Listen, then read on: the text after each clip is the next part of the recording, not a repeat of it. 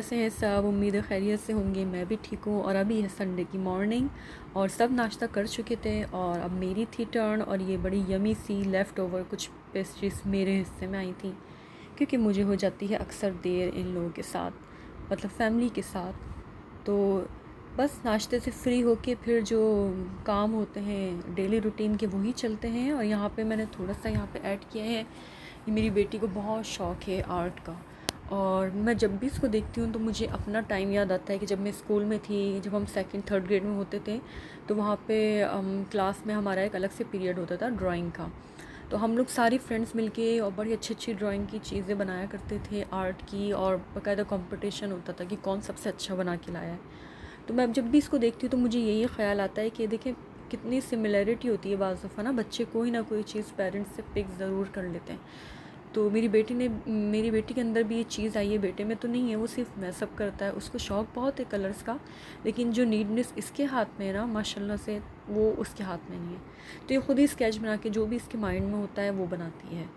और बच्चों की यही चीज़ देखी जाती है कि उनके जहन में क्या ऐसी चीज़ें जो वो ड्रॉ करना चाहते हैं या वो बनाना चाहते हैं, कौन सी ऐसी चीज़ें हैं जो वो सोचते हैं।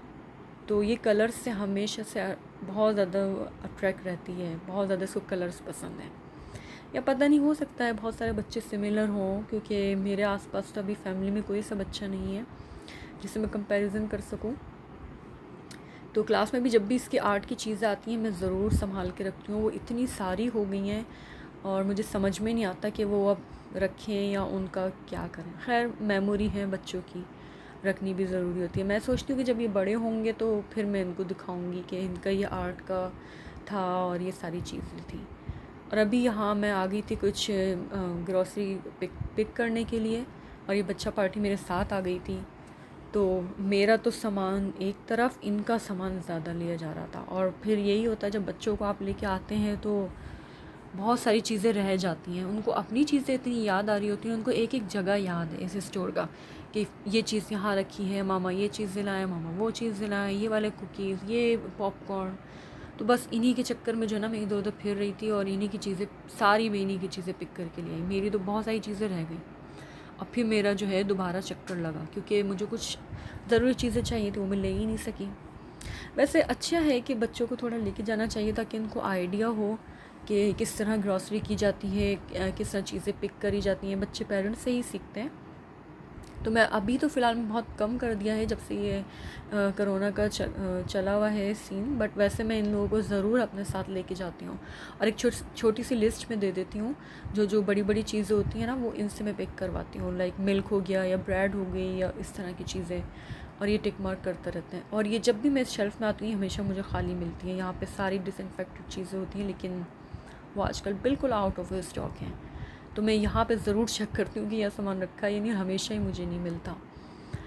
और यहाँ पे ये जल्दी जल्दी चीज़ें फेंक रहे थे और मुझे बहुत डर था कि कहीं ये कोई चीज़ तोड़ फोड़ ना दें, क्योंकि अक्सर एम्बेरसमेंट होती है जब आप स्टोर पे इस किस्म की सिचुएशन कोई क्रिएट हो जाए बच्चों के साथ। फाइनली हम लोग निकल गए थे और इतनी कोई आज गर्मी थी, अराउंड शायद 95 डिग्री था यहाँ पे। तो बहरहाल गर्मी भी अच्छी रहती है, इतने लंबे ठंड के बाद अगर गर्मी आए तो नॉट बैड। हम लोग हर तरह के वेदर को एंजॉय करने के आदी हो गए और होना भी चाहिए वैसे। तो यहाँ पे अभी चल रहा था party time, I mean summer time. तो यहाँ पे मैंने पॉप्सिकल दिलाई थी, तो ये लोग वही खा रहे थे बैठे हुए।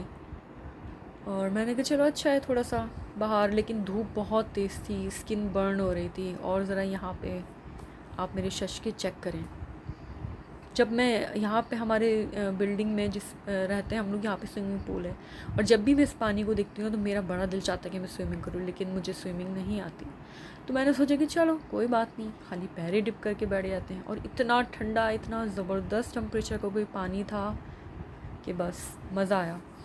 और यहाँ पे जो है हर बंदे को स्विमिंग आती है। आई डोंट नो ये लोग कैसे इतनी छोटी छोटी एज में अपने बच्चों को इतना अच्छी स्विमिंग सिखा देते हैं। मतलब हम लोग को तो यार आती नहीं, हम लोग अपने कंट्री में रहते हैं पाकिस्तान में, वहाँ तो हमने, मेरा नहीं ख्याल, हम लोग जब बीच वगैरह पे जाते हैं पिकनिक पे तो वहाँ भी हम लोग बिल्कुल प्रॉपर स्विमिंग नहीं करते, लेकिन यहाँ पे ये लोग स्विमिंग भी करते हैं, डाइविंग भी करते हैं।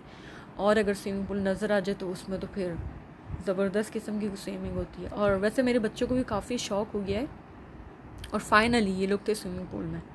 तो मैंने उनसे कह दिया था कि शाम में जब आपके पापा आएंगे तो आप लोग चले जाना, क्योंकि मैं इन लोगों को नहीं कंट्रोल कर सकती जब ये लोग स्विमिंग पूल में होते हैं। मेरे हस्बैंड को थोड़ी बहुत स्विमिंग आती है, वो इनको पकड़ लेते हैं अगर जाना आगे चले जाते हैं ये लोग।